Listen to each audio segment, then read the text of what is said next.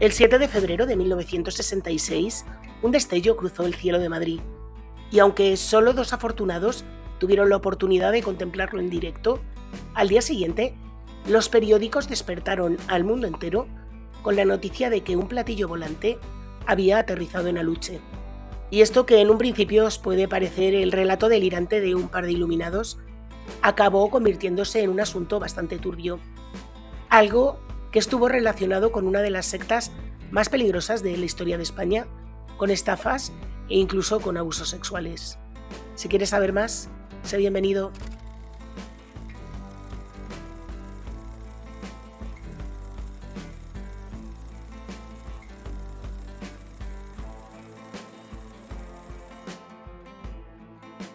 Hola a todos, yo soy Julia y hoy os traigo el caso de una supuesta civilización alienígena que visitó España entre los años 60 y 90 y de un hombre que se llamaba José Luis Jordán Peña, que estuvo bastante vinculado a esta historia. Pero para entender bien lo que pasó, comencemos por el principio. Como os he dicho al principio, el 7 de febrero de 1966, dos personas avistaron el aterrizaje de un platillo volante en el barrio de Aluche, en Madrid. El diario El Caso cubrió la noticia diciendo que el hecho concreto e innegable es que hay dos testigos y una porción de terreno chamuscado que hablan de la aparición de un extraño objeto volador ayer domingo en Madrid. Como veis, en el periódico no se mojaba en lo más mínimo sobre si esto había ocurrido o no. Lo que sí confirmaban desde el periódico era que ni el Observatorio de Madrid ni la Torre de Observación de Barajas habían registrado ningún objeto volante sin identificar ese día y a esa hora. Lo que no sabían es que en ese momento se había empezado a construir el mayor caso de ovnis de España por duración, por impacto, por la cantidad de gente que estuvo vinculada y por el eco que tuvo en el extranjero. Y aunque no se pudo verificar en ningún momento que eso hubiera ocurrido, aquello cambió a una sociedad española que todavía vivía la última etapa del franquismo, y la llegada de los extraterrestres a Madrid fue como una válvula de escape. Por primera vez, España tenía sus propios visitantes del espacio exterior y vivía su fenómeno alien particular, algo que hasta ese momento nos parecía como que solo disfrutaban los americanos. Según contaron los sociólogos posteriormente, la sociedad sentía así que se modernizaba, y la dictadura, que permitía las tertulias sobre parapsicología y ocultismo y todo este tipo de fenómenos, no puso en absoluto resistencia a que la ufología entrara de lleno en estas tertulias. Los supuestos extraterrestres se autodenominaban humitas y se convirtieron en un fenómeno que durante meses, yo diría que años, ocupó los programas de televisión, las revistas y los periódicos de toda España. Había fotografías, informes mecanografiados, llamadas de teléfono. Bueno, el caso Humo era tan inusual, original e inapelable que algunos ufólogos se atrevieron a calificarlo como el caso perfecto.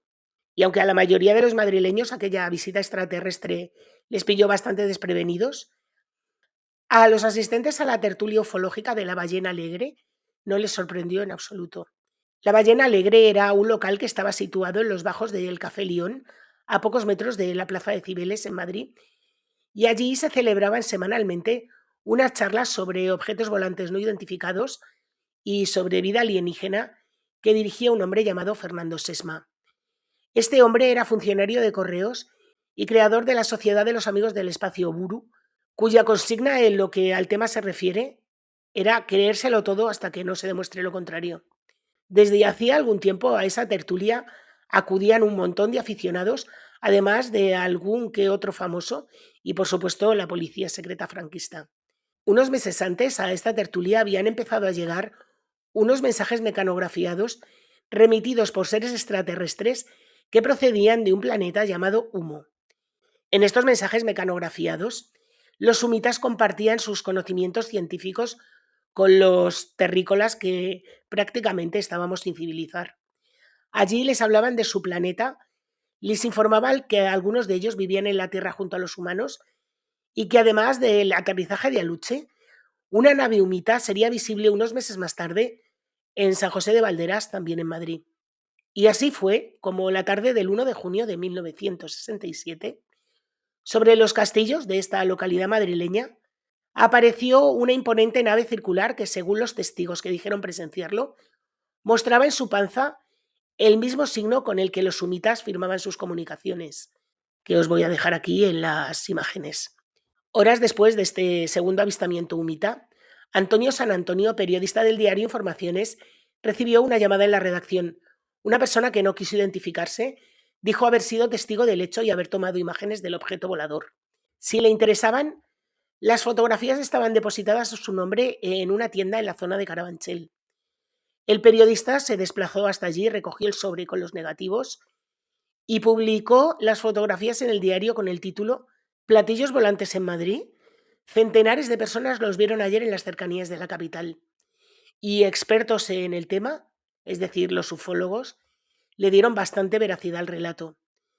Si bien algunos dijeron que aquello era bastante poco fiable porque las tiras de negativos habían sido cortadas y no mostraban números correlativos, la mayoría de los expertos dieron por buenas las imágenes. Estos expertos no eran otros que los participantes de la tertulia de La Ballena Alegre, que por cierto me encanta el nombre. Entre ellos se encontraba un hombre llamado José Luis Jordán Peña, que, como os he dicho al principio, jugó un papel bastante destacado en toda esta historia. José Luis Jordán Peña nació en Alicante el 13 de octubre de 1933, donde su padre era profesor de dibujo en las escuelas de Alicante. José Luis dejó su ciudad natal y se trasladó a Madrid a mediados o finales de los años 50. Siempre fue una persona extravagante a la que le gustaba bastante llamar la atención. A pesar de que siempre se presentó como ingeniero y técnico superior en telecomunicaciones y psicólogo industrial, no consta en ningún sitio ninguna titulación académica en este sentido. También aseguraba que era profesor de matemáticas y física en el Instituto Lope de Vega, siguiendo los pasos de su padre, algo que tampoco se ha confirmado jamás. Estaba casado con María Teresa Moreno Cabrera y con ella tuvo varios hijos. Uno de ellos, por cierto, os lo cuento como curiosidad, José Luis Jordán Moreno, fue candidato suplente a la Asamblea de Madrid por el PP. Pero bueno, sigamos con el padre. José Luis trabajó como ayudante en telecomunicaciones, no como ingeniero, en la empresa Agroman a partir del año 1964. Y fue por esas fechas, precisamente, cuando comenzó a frecuentar las reuniones de Fernando Sesma en La Ballena Alegre, hasta el punto de ingresar en Buru, esta sociedad de amigos de los visitantes del espacio que os he dicho antes. Para entonces todavía no se tenía noticia de la civilización humita, pero Fernando Sesma sí que compartía con sus seguidores una serie de cartas sobre la civilización auquiana que otra gente había recibido. Estos auquianos eran también seres extraterrestres que se comunicaban con los terrícolas y les informaban de un montón de cosas. Bueno, pues en este contexto empezaron a aparecer las primeras cartas de los humitas. Estas primeras cartas hablaban de avances científicos que en la Tierra no se conocían, aunque algunos científicos los pusieron en duda y decían que, si bien eran estudios muy novedosos a los que poca gente tenía acceso, sí que realmente eran cosas que se conocían en la Tierra. Pero bueno, como os he dicho, el lema de esta gente era creérselo todo hasta que no se demuestre lo contrario. En estos mensajes, además de anunciar que iban a aparecerse en San José de Valderas, también explicaban que habían llegado a la Tierra a finales de los años 50, que habían aterrizado en un pueblo del sur de Francia y que allí habían estado en una casa de labor donde habían confiscado algunos objetos para empezar sus investigaciones sobre los terrícolas, y de allí se trasladaron a España. Habían decidido elegir la Tierra porque en el año 1950 terrícola habían recibido un mensaje enviado por un barco que estaba navegando por el norte de Noruega, un mensaje que se había transmitido por ondas de radio que habían salido de la atmósfera. No me preguntéis ni cómo, porque es que no he logrado entenderlo. Pero bueno, el caso es que llegaron a su planeta, que se encontraba a 14 años luz de la Tierra, y a partir de ese momento pues decidieron venir hasta aquí y contactar con nosotros y estudiarnos. Y esto, esta gente se lo creía a pies juntillas, ¿eh? Bueno, pues como os digo, en este contexto, fue cuando se produjo el avistamiento de Aluche, que, oh casualidad, resulta que lo vio uno de los asistentes a la tertulia de La Ballena Alegre, que ya es casualidad, ¿eh? Que mira que hay España para aterrizar y tiene que ser justo delante de uno de los, que digamos, 50 personas que asistían a la tertulia. Tela, ¿eh?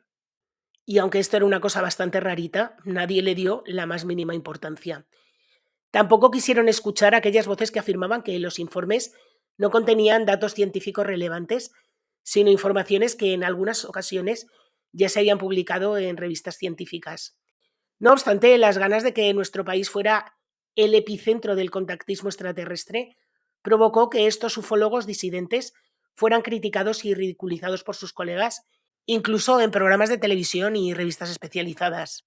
Para ellos, lo de menos era que el caso estuviera plagado de afirmaciones contradictorias, situaciones inverosímiles y momentos hasta cómicos. Entre otros hechos chocantes que no había un dios que se creyera, se encontraba el que los sumitas, que decían tener las yemas de los dedos extremadamente sensibles, habían contratado a un mecanógrafo español en los anuncios por palabras del ABC para pasar a máquina sus informes. En aquellos casos en los que en lugar de mandar cartas, los extraterrestres preferían llamar por teléfono, su voz sonaba gangosa porque, según explicaban, los sumitas más evolucionados perdían la habilidad del habla para pasar a comunicarse telepáticamente. Lo que yo creo que significa que es que si los listos ya no hablaban, a España mandaron a los tontos. Pero bueno, esto digamos que a los ufólogos tampoco les pareció chocante. ¿Creen los platillos Pues volantes? yo también, sí, señor. ¿Y por qué? Porque me parece una cosa muy bonita eso, todas las cosas que salen en la televisión. Y en medio de este ambiente entró en juego un hombre llamado Enrique López Guerrero, sacerdote del pueblo Mairena del Alcor, que ofreció un par de entrevistas al diario ABC en las que afirmaba, con la autoridad que le daba su cargo, que todo lo que se contaba sobre humo era cierto y que algunos de los habitantes de este planeta vivían desde hace tiempo en la península. Según él, tenía conocimiento pleno de que en España residía una colonia cuya misión es completamente bienhechora, pero que no podía revelar quiénes eran porque no quería perjudicarles en absoluto. Asimismo, el sacerdote aprovechaba sus apariciones en ABC para describir con todo detalle el planeta Humo, su organización política, y también decía que antes de ser una sociedad democrática y armoniosa, antes había sido una dictadura. Según este cura de Mairena del Alcor, los sumitas tenían una religión que era muy parecida, prácticamente calcada al catolicismo. Mira, yo ya no voy a hacer más comentarios al respecto. En una de las cartas también describían cómo debía ser la sociedad ideal que había que desarrollar en la Tierra, y era una sociedad patriarcal donde las mujeres sí trabajaban, si se les permitía trabajar tal cual, debían también ocuparse de la casa y de cuidar de la familia. O sea que los sumitas no eran tan modernos como decían, pero bueno. Los textos sumitas también informaron de que los extraterrestres habían tenido un laboratorio para hacer experimentos en España, concretamente en la zona de Albacete, en un palacio que perteneció a Margarita Ruiz de Liori, una aristócrata y espía que en 1966, en la fecha del avistamiento de Aluche, se encontraba cumpliendo condena en un centro psiquiátrico por haber mutilado el cadáver de su hija, a la que le amputó la mano, la lengua y los ojos. Según los extraterrestres, atención, este hecho no había sido cometido por Margarita, sino por los sumitas. Y esto fue porque habían llevado a cabo una serie de experimentos biológicos con la hija de esta señora. La chica había contraído una enfermedad incurable y entonces tuvieron que tomar estas trágicas medidas para evitar que se contagiara toda la población. Gracias a detalles como este, el asunto humo fue calando poco a poco entre los aficionados a la ufología y influyó tanto, que al final toda la sociedad española terminó hablando de esta historia.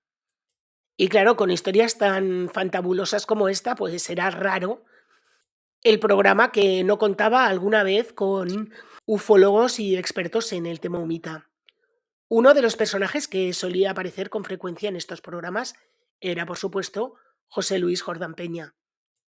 Este hombre hablaba con una desenvoltura increíble sobre los textos sumitas en su condición de ingeniero no titulado, sobre todos los conocimientos científicos que demostraban en sus cartas, sobre el aterrizaje del platillo volante en Aluche, y todo lo que decía era creído a pies juntillas por todos los que le escuchaban, desde Jiménez del Oso hasta cualquier periodista especializado. Jordán Peña, que llegó a ser presidente de la Asociación Española de Parapsicología, decía que él no era especialmente aficionado a la ufología, sino a otra serie de cosas, por ejemplo la hipnosis. Y así fueron pasando los años hasta que en mediados de la década de los 70 empezaron a aparecer cartas apócrifas, léase apócrifas entre comillas, en las que se insinuaba que se iba a acabar el mundo y que solamente los receptores de las cartas sumitas podrían entrar a una especie de refugios que los sumitas habían construido especialmente para ellos. La obsesión de algunas personas llegó a tal punto que dos chicas, que se llamaban Sonia e Hilda Kronfeld, que no habían recibido las cartas, entraron en pánico y una de ellas tomó una pistola, le disparó en la cabeza a la otra y luego se quitó la vida. Pero, aunque este caso de estas dos chicas fuera horrible, quizá lo peor vino después cuando, a mediados de los 80, el grupo de montaña Edelweiss, una secta creada por Eduardo González Arenas, captó menores de barrios acomodados en Madrid con el reclamo de que era un príncipe extraterrestre. Después les invitaba a su casa en Cercedilla, en la Sierra de Madrid, donde les contaba que los llevaría con él a su planeta si, y solo si, accedían a hacer aquello que él y sus amigos les dijesen. Unas peticiones que abarcaban desde mantener relaciones con ellos a marcarse fuego el símbolo humita. La gravedad del caso fue tal que conmocionó a la sociedad española e hizo aflorar en el mundillo ufológico la sospecha de que humo no era un asunto tan blanco como pudiera parecer y que ese tal José Luis Jordán Peña, que tanto sabía del tema humo, no era realmente quien contaba que era.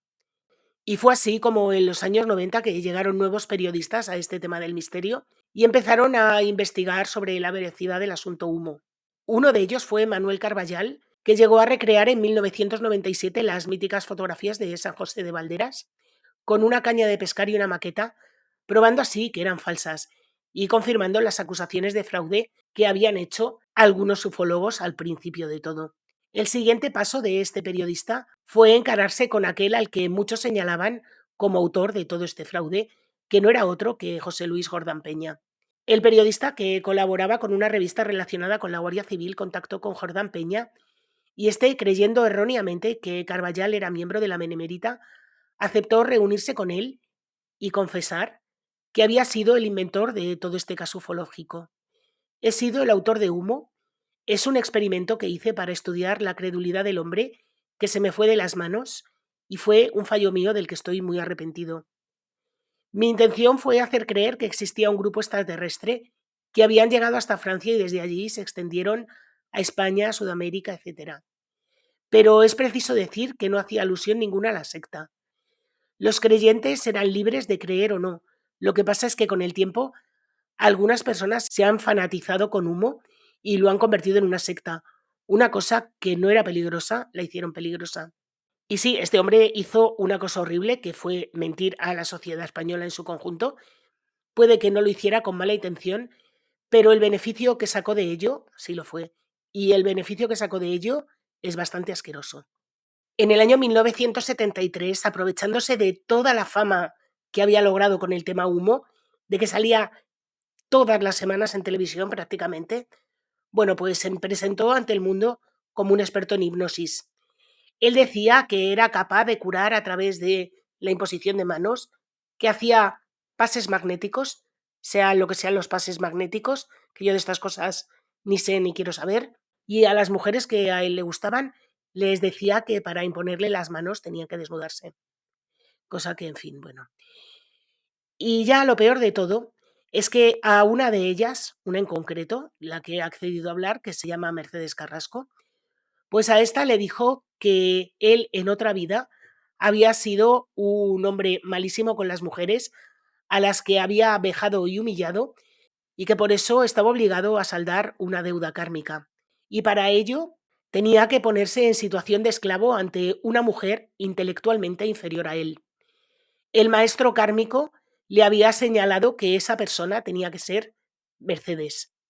Esta mujer, que estaba entre los efectos de la hipnosis y que, bueno, digamos que confiaba en Jordán Peña a pies juntillas, pues decidió creérselo. En ese momento acabó convirtiéndose en ama y él en esclavo, en una relación sadomasoquista que ella no quería nunca llevar a cabo, y tuvo que hacerlo porque la coaccionaron con amenazas de muerte. Según cuenta esta mujer, Jordán Peña la drogaba, la obligaba a consumir sustancias. Ella incluso llegó a perder la conciencia y muchas veces no sabía ni lo que estaba haciendo. Y luego a esta mujer le llegó una carta del supuesto maestro kármico que estaba por encima de Jordán Peña y de ella. En esta carta le exigía que pusiera el piso que ella tenía en propiedad en Madrid a nombre de la supuesta asociación kármica a la que pertenecían ambos. Y como esta mujer en un principio se negó a hacerlo, le organizaron una sesión de poltergeist en la que se movían todos los muebles del piso y nuevamente la volvieron a amenazar de muerte hasta que cedió. Y una vez que se quedó este hombre con el piso, porque por supuesto esa asociación no existía, esa asociación era él, pues una vez que tenía el piso a su nombre, empezó a pasar consulta de parapsicología allí en ese mismo piso y empezó a traer a más mujeres al jueguecito sadomaso. Y como ya había otras mujeres, pues lo que decidió hacer con Mercedes es dejarla como esclava para las labores domésticas. Y ya para colmo del delirio, obligó a Mercedes a escribir varias cartas sumitas. Yo es que alucino con este señor. Por cierto, en la confesión de Jordán Peña, explicó que él había creado dos sectas sin quererlo. Por un lado la humita y por el otro lado esta de, de las mujeres esclavas. En fin, yo es que me quedo atónita. Y por cierto, esta mujer dice que intentó que muchos chicos jóvenes de entre 14 y 16 años se unieran a la secta no humita, a la otra, y que por lo visto le encantaban los chicos jóvenes. Sobre si tuvo relaciones con alguno, esto no ha trascendido. Pero vamos, viendo el percal, no me extrañaría lo más mínimo. Y es que a José Luis Jordán Peña le gustaba bastante el control psicológico de las víctimas. Cuentan la historia de que en el año 1973, cuando la gente pensaba que iba a haber una inminente bomba nuclear por el conflicto árabe-israelí, pues los receptores de las cartas sumitas estaban señalados como gente destinada a salvarse, porque como ya os he contado antes, iban a poder refugiarse en estas construcciones antinucleares que los sumitas habían construido para ellos. Y podían entrar acompañados de ciertos familiares. No quiero pensar en las conversaciones entre los receptores de las cartas mientras Jordán disfrutaba del espectáculo, cuando la gente le decía entre lágrimas a qué familiares podía salvar y a cuáles no. Porque a estas personas que podían salvar, que eran las que los receptores de las cartas decidieran, bueno, pues en ellas no podían incluir ni a ancianos, ni a niños, ni a mujeres embarazadas. En fin, me parece una tortura bastante cruel. Pero al margen de esta capacidad para trastocar la mente de la gente, es que también decidió enriquecerse económicamente. Por ejemplo, cuando convencieron al empresario Juan Domínguez que dejara su puesto directivo en Renfe para desarrollar una revolucionaria patente cedida por Humo, que era una televisión en relieve. Y cuando digo convencieron es porque no lo hizo solo él, sino que él manipuló al grupo en su conjunto para que todos juntos convencieran al resto de personas de hacer lo que él decía. Era muy manipulador. Y es precisamente Jordán Peña el señalado por los sumitas como el único cualificado para desarrollar el proyecto. Para desarrollarlo cobraba un generosísimo sobresueldo de 150.000 pesetas al mes, lo que traducido a euros son 900 euros, que según la calculadora de inflación equivaldrían a día de hoy a unos 3.300 euros al mes. 3.300 euros al mes por no hacer absolutamente nada, claro. Por supuesto, esta patente extraterrestre no llegó jamás a nada. Jordán, es decir, los sumitas, no sintieron ninguna lástima porque Domínguez perdiese su trabajo y se embarcase en una aventura en la que el único beneficiado económicamente era Jordán. Y Jordán siguió con sus historias. Y lo más sorprendente de todo esto es que a día de hoy Siguen llegando cartas y mensajes que, como corresponde a una civilización tecnológicamente avanzada, también son enviadas a través de las redes sociales, como Twitter, en la que hay supuestos perfiles sumitas. Y también los hay en YouTube, ¿eh? Jordán Peña también declaró que para mantener el ambicioso entramado durante varias décadas había recibido ayuda económica e infraestructura de agencias de inteligencia de potencias extranjeras. Madre mía, qué imaginación más delirante. A consecuencia de todas estas explicaciones que daba el hombre, que no había un Dios que se creyera, pues mucha gente pensó que Jordán Peña se estaba inventando, que él se había inventado lo de Humo. Así que para muchos de ellos Humo no es un fraude, sigue vigente hoy en día y niegan que pueda ser obra de un solo hombre. Y menos aún que sea de un hombre de la época actual, porque según algunos de estos seguidores, los humitas conviven con los humanos desde hace siglos, como atestiguarían numerosísimos restos arqueológicos de antiguas civilizaciones. Y bueno, como veis, todo esto es una locura que por supuesto se inventó un hombre que falleció en 2014 sin que le condenaran por absolutamente nada, ni por fraude, ni por abuso, por absolutamente nada. Sufrió un derrame 6 años antes y falleció tranquilamente en su cama en el año 2014. En fin. Bueno, y con este dato me despido del caso de hoy, un caso que me parece completamente delirante. Un caso que no sé si conocíais, yo creo que no es tan conocido, aunque por cierto hay un documental en Movistar sobre el tema, un documental que tiene 3 capítulos, que tiene cierta gracia, la verdad. Y bueno, ahora sí que sí, hasta aquí el caso de hoy. Espero que os haya gustado. Si es así, por favor, dejadme un like, activar la campanita, comentar, compartir, suscribiros si no lo estáis. Recordad que tengo otro canal, Tinta Roja, donde subo vídeo todos los viernes y en este subo vídeo todos los martes. Así que hasta la semana que viene.